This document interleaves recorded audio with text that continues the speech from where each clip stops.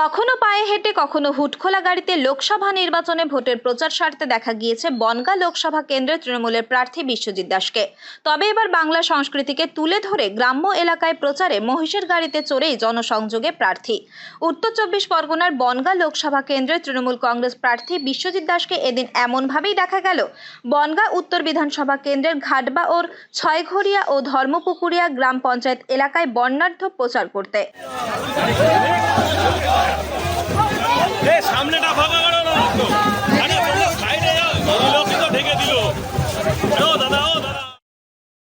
কখনো মহিষের গাড়িতে করে, কখনো হুটখোলা গাড়িতে করে, কখনো পায়ে হেঁটে সাধারণ মানুষের সঙ্গে জনসংযোগ করেন তিনি।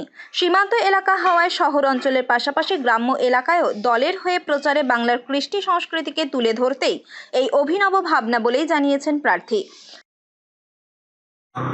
ছগড়িয়ার পরে ঘাটবাও ধরমপুকুর আছে, এই জায়গায় মানুষের কাছে বাংলার সংস্কৃতি তুলে ধরা হচ্ছে, বাংলার কৃষ্টি সংস্কৃতিগুলো তুলে ধরে প্রচার হচ্ছে। জনজোয়ার মানুষ স্বতঃস্ফূর্তভাবে মিছিলে পা মিলাচ্ছে এবং ছুটে আসছে শুধু সময়ের অপেক্ষা মমতা বন্দ্যোপাধ্যায়কে ভোট দেবার জন্য। এই জনজোয়ার প্রমাণ করে দেয়। শুধু তৃণমূল প্রার্থী নয়, এই শোভাযাত্রায় অংশ নিয়েছেন তৃণমূল কংগ্রেসের স্থানীয় নেতাকর্মী থেকে শুরু করে সাধারণ মানুষজনও। প্রার্থী অবশ্য বলছেন, বনগাঁর মানুষের উন্মাদনা প্রমাণ করছে তৃণমূলের জয় শুধুমাত্র সময়ের অপেক্ষা।